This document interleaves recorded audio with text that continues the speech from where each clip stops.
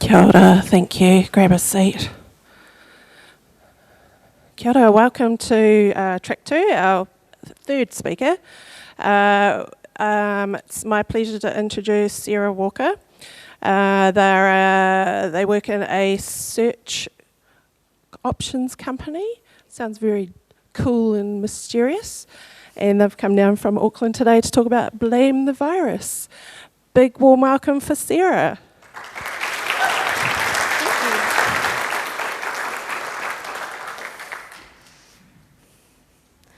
All right, thank you everyone.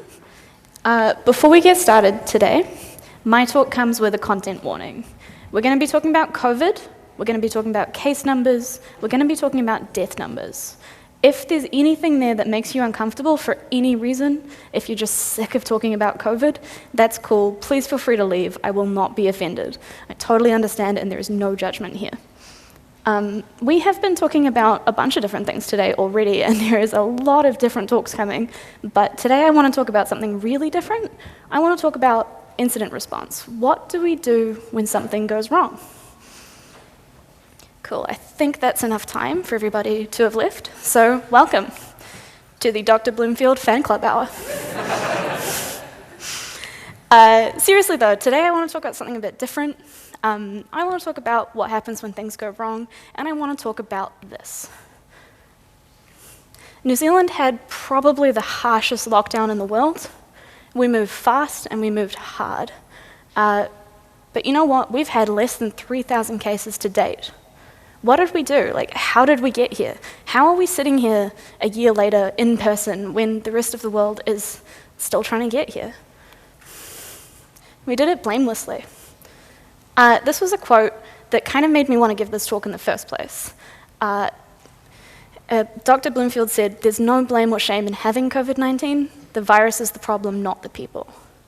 And I want to look at this. I want to take a really hard look at what we did that was blameless. How did New Zealand respond to COVID? How did we move so quickly? And how did we get here so efficiently? I want to take a moment to examine all the things we did, take away some lessons, and then talk about how we can use them here in tech. So first of all, hi. My name is Sera. I have a confession to make. I'm not actually a JavaScript dev. I'm a DevOps. I work for a search solutions company. You might have heard of us.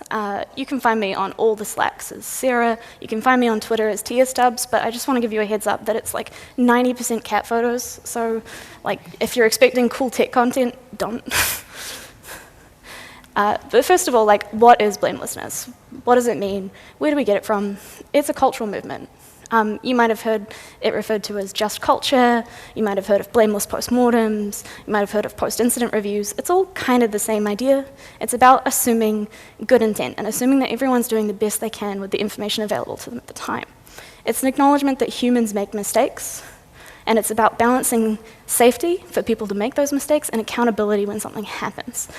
It's not the fault of the engineer who included a bad JavaScript package. It's not the fault of the QA who didn't test it properly. It's not the fault of the SRE who accidentally put in a pipeline that made it too easy to get to production. And it's definitely not the fault of the intern who accidentally emailed the entire production database.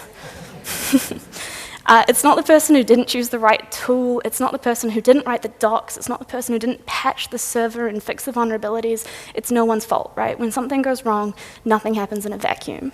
And it's just gaps in the system. It's about not pointing fingers at any particular person, but having a look at the systems and processes that are in place and how we can improve them. I'm not going to stand here and say, hey, this is why blamelessness works, and here's a bunch of talks, and here's a bunch of research, because there are hundreds of people who've done that way more eloquently than me. But I do want to talk about a really cool effect that happens when you start introducing blameless culture into your day-to-day life. When we approach incidents blamelessly, it changes our narrative, and we instead go from going, hey, how did this intern send this email, go, why were the production and staging environments not isolated in the first place? How did someone have access to this? Why did someone download LeftPad becomes, why are there so many LeftPads to begin with? It's that sort of concept of looking at systems and processes and taking a step back. And we call these the second stories. It's like the second layer of things that could possibly go wrong. It's not someone who didn't enable MFA, it's why is our MFA so hard to begin with? It's not why isn't someone using a password manager, it's why do we have stupid requirements on our passwords in the first place? This is where the learning starts, and this is where we start to improve. Sera, why are you talking about this? Where are you going with this? Okay, so I want to take New Zealand's response to COVID because it's a perfect example of blameless incident response, at least in my opinion. It's a really good case study, and I want to look at how it mirrors processes in our industry so well. There's a few factors that meant our COVID response went really well, and we did it like during our initial lockdown, after, and hopefully going into the future. All right, let's start where any good post-incident review starts, with a timeline. So, on the 28th of February, we had our very first case ever here. On the 21st of March, we announced our alert level system, 1, 2, 3, and 4. On the 23rd of March, we went into level 3, and then 2 days later, we went into level 4. That was complete lockdown here. For anyone who wasn't in New Zealand at the time, you could go to the pharmacy or the supermarket, and that was about it. I think you could take a walk within 5 kilometers of your house or something, but everyone just was stuck at home. And we were there until the 27th of April, at which point we went to level 3, which just basically meant we could order takeaways. And then on the 23rd, we went back down to level 2, where we can go back outside with some heavier restrictions, and then it was the 8th of June before we actually came back down to level 1 and life as normal. But it's that March 21st that I want to look at first, when we announced our alert levels, because that's our very first lesson in good blameless incident response. It's good communication. You want to communicate amongst your team who are fighting the initial fire. You want to communicate to your stakeholders within the company to let them know what's going on, and when their servers will be back, or when they can start shipping code normally, or whatever it is that's going on. And you want to communicate to your people outside as well. You want to communicate to your users what's going on, how long it'll be before it comes back, whether or not the internet will start working again, thanks Fastly. We did pretty well communicating to our population, honestly. We, as New Zealand, we first of all came out with a good system, we had regular updates, and we had consistent messaging. So let's start there with our clear alert level system. We had levels 1, 2, 3, 4, and it came out 3 weeks after our very first case. Like, that's pretty quick. We had snappy alert level names that I currently can't remember, so maybe they're not actually that snappy. But if I said to you, hey, we're in alert level 2, everyone knows what that means, right? That means that gatherings are restricted, shops have certain numbers of people in them, but we can still go outside. We also had very clear criteria for what defined each level and when we would move between each one, like numbers of cases, community spread, all that kind of thing. And it was sent across multiple sources. It was on the TV, there was a radio jingle, there were website ads, but it all came down to like one source of truth, which was covid.gov.nz. And everything was there, and it was in plain English, and it was very accessible. It was in lots of other languages too. After that, we started doing daily updates every day. People looked to leaders in a crisis. Ours were calm, available, right out front, answering questions. It was very accessible, we had sign language translators, and it was very consistent. It was the same format every time. We had an update about numbers, we had announcement of spreads, we had announcement of changes, and then we had a question and answer time. And like, it became a running joke. I remember in lockdown 2, like the IMDb page got updated for season 2. We also had updates on like other channels. I remember Jacinda did a Facebook Live video, things like that, but it all came down to one clear, consistent message across everything: act like you already have the virus. Because that's the thing, right? All of it had an undercurrent of one particular thing. It's empathy. It's about putting yourself in other people's shoes, and it's just so fundamental to being blameless and responding to things. When things go wrong, it's because we're not all in the same boat. When we blame each other, we start to introduce seams, we start to introduce silos, and we all start becoming an us versus them mentality. It becomes devs versus ops people, it becomes security versus users, it becomes it introduces that seam and it creates silos. But if we're all empathetic, that blame disappears and those silos disappear, and people start to feel comfortable to come forward and talk about their mistakes. And that's where we start going well, right? And New Zealand did it so well that everybody was happy to come forward and get a test. Everybody was compliant, everybody follows the rules, and it worked. We showed that empathy through every single announcement or message or anything that was sent out into the world. Be kind. Act like you already have the virus. We're doing this for the whole country. We're all on the same team of 5 million people. We're not pointing fingers at people. We're not firing ministers who break the rules. We're not even considering a herd immunity approach. Like that, just deaths of New Zealanders was just not an option. Get a test if you have symptoms. There's no shame in having the virus. Everything worked. And we praised people who did the right thing. Everyone who came forward and got a positive test result was praised for coming forward and looking after themselves and looking after others. And it worked. We got out of our severe lockdown in 72 days. Like, that's kind of huge. No one else did that. The kindness and the empathy meant we didn't point fingers. That's our second lesson. Don't focus on the thing that went wrong. Don't focus on someone to blame. The best place we saw this was during our second outbreak up in Auckland. We had a family in South Auckland. They caught the virus somehow. We don't know how, but we didn't demand to know whose fault it was. We didn't demand to know how it got in. I think we still don't know. If you do, please come tell me because I'm going to look like an idiot. But generally, like, it wasn't about how did it get in. It was about how do we stop it getting worse.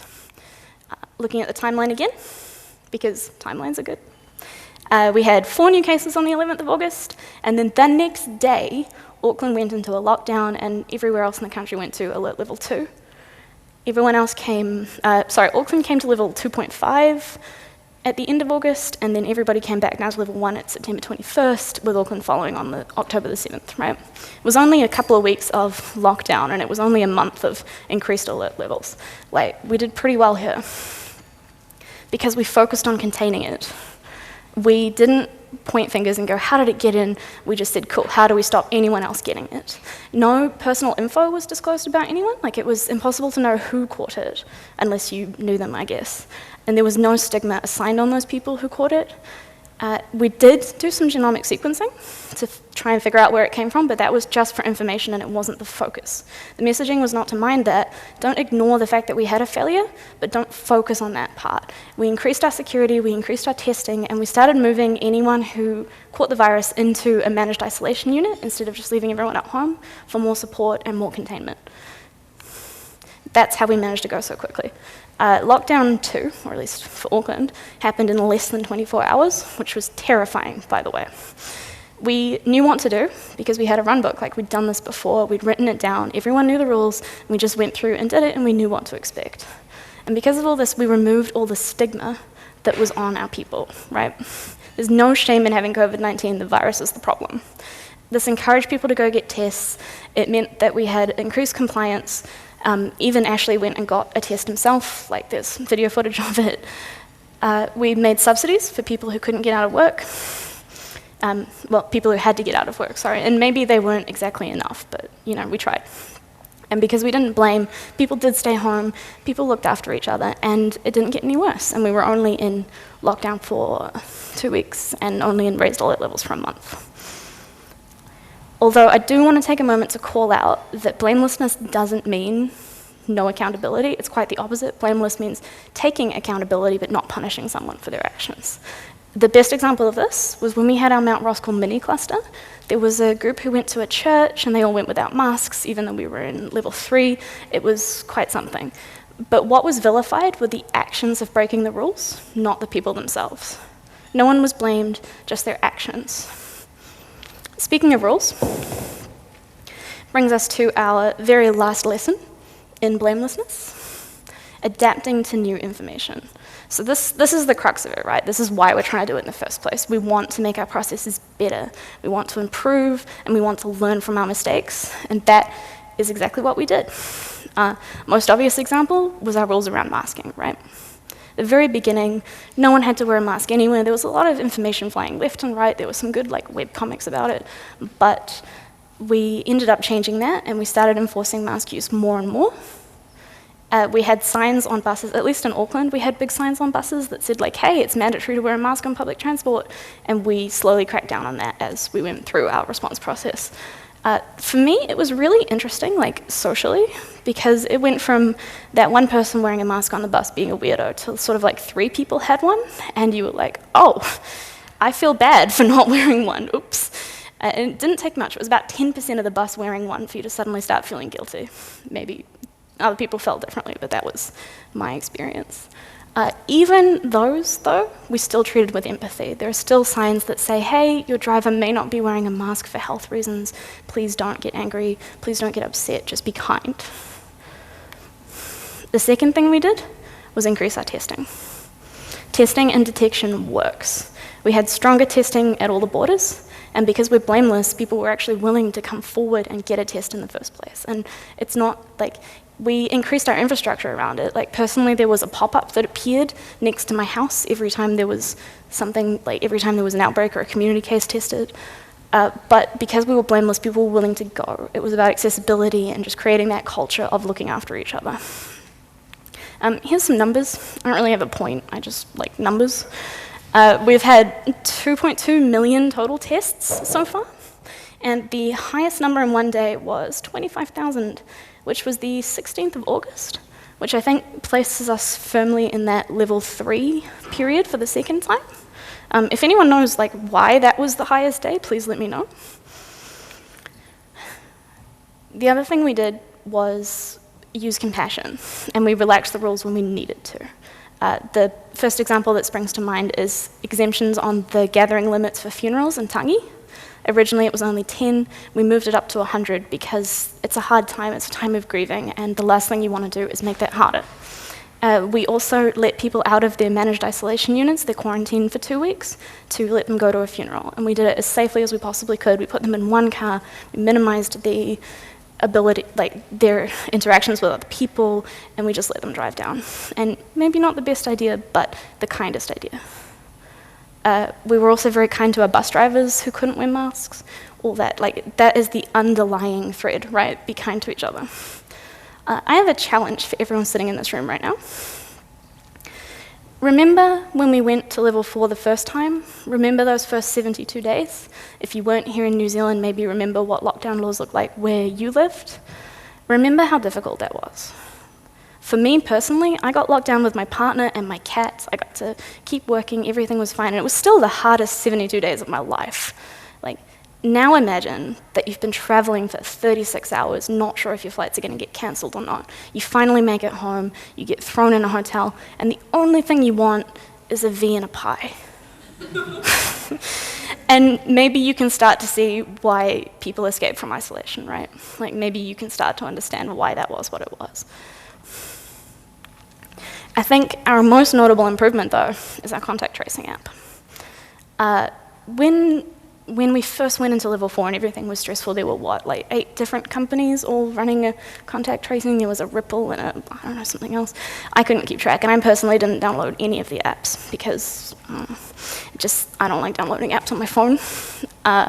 There were so many different ways to do this, and there were so many privacy concerns, and everyone had like a piece of paper written down, and you'd write your number, and then you'd be worried that maybe someone would call you that you didn't want to. And eventually we sorted that out, and we made one source of truth for our contact tracing. And I think this is one of our best lessons, actually. Just have one system that works, make it as accessible as possible. Speaking of accessibility, it's open source. Feel free to go have a play. I do recommend, although if you mess with it too badly, then you install like a modified version on your phone, it might not work, and they'll get mad at you, and it'll be a whole thing. So have a play, but not too much. Here's some more numbers. Again, I don't really have a point, I just like numbers. 2.8 million of us have downloaded this thing. That's half the country. Possibly more than that, given our population. 500,000 of us have generated a QR code. And we've had 287 million scans. The highest number of scans in any one day was 2.5 million. And that was on the 4th of September, which I think is when we'd kind of just come back up to level 1 down here and level 2.5 in Auckland. I don't know what particularly happened on that day, but that was our biggest day, and it's dropped off ever since. So like maybe, I don't know, we should all get a bit better at that, especially me. But of course, like, the whole point I'm trying to make here is that we want to learn, and we want to prevent, and we want to stop things from happening again. And that's your biggest takeaway, right? How do we stop this from ever happening again? In our case here, it's our vaccine rollout. We want to vaccinate as many people as we can, as quickly as we can. Obviously, we have supply issues, but even the rollout is being done with empathy. Those who were in the firing line on the border first, those who are older or at risk next, followed by those of us who are at less risk. And we're doing our best to roll that out as we can. And I can't put a timeline for that right now, but we're continuing to improve at every step, and we're continuing to learn our lessons. And that's the important part, that continuous improvement. And that's how we got here. We've had 2,700 cases to date, and we've only lost 26 lives. And while my heart goes out to every single one of those people and all of their affected whānau, we've only lost 26 lives, and that could have been a lot worse. So how do we do it here in tech? How do we do it as software professionals? Well, it takes practice. Empathy is a muscle, you need to flex it. When you practice empathy, you start to see things from other people's point of view, and you start to understand what's going on. As I said, those 72 days were the hardest days of my life, and we all dealt with it a little bit differently. I personally cut off all my hair and got a second cat. Maybe you changed jobs, maybe you quit your job, maybe you decided to start working remotely full-time, maybe you decided to completely career change and that's why you're here today, awesome. But like whatever it is, just remember that everybody treats it differently and everybody had a different reaction. And you should try and put yourself in other people's shoes as much as you can. I want to just remind everyone of that phrase, act like you already have the virus. Like, put other people first. When we don't point blame at anyone for getting the virus, but everybody acts like we have, that's when we start taking that accountability on, and that's when that blamelessness really comes in. It means accepting the accountability, but putting fault aside to focus on what happened and what needs to be done about it. Not who did this, but why did they do that? How can we make that easier for them in the future? How can we improve our systems here? Remember, ask yourself one very important question.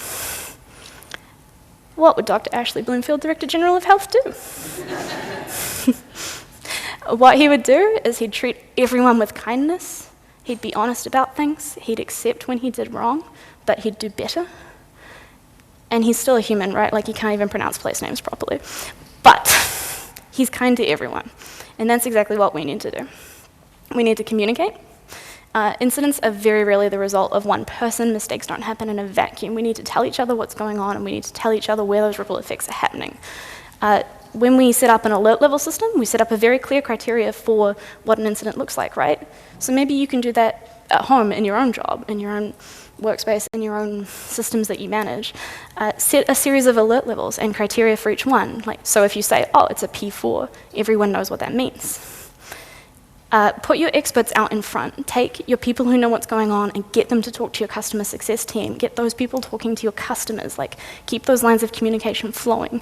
Update regularly. In our case, it was 1 p.m. every day, but maybe you want to update at every half hour in your incident, depending on the severity. Maybe that's built into your alert levels.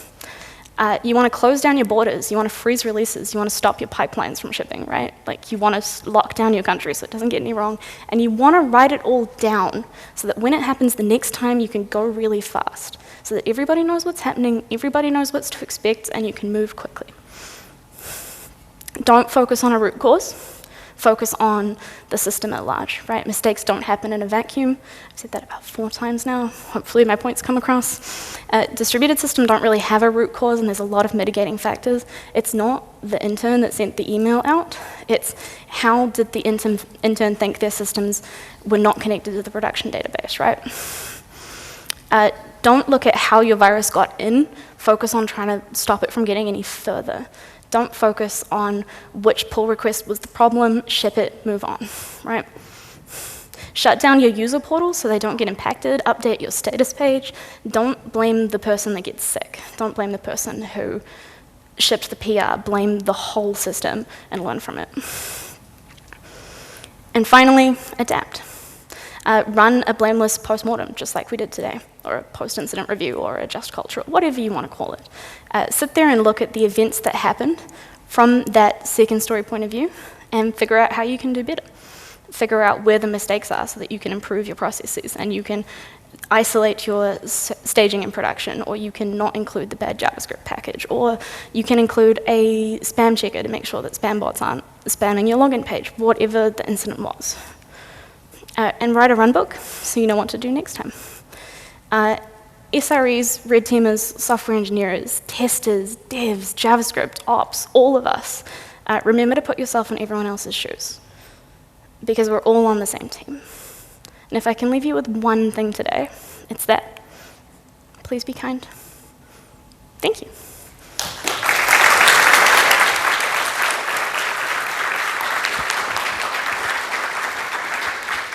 Ngā mihi nui ki a koe, Sera. There's so many great takeaways from that we can look at straight away as soon as we get back to work. Don't wait for that first incident. We can, look what we're doing now. And I didn't realise how much I missed seeing Ashley Bloomfield's face, so thank you. That was great. So it's lunchtime now, everybody, so please be back seated in the room or the track that you want to be in.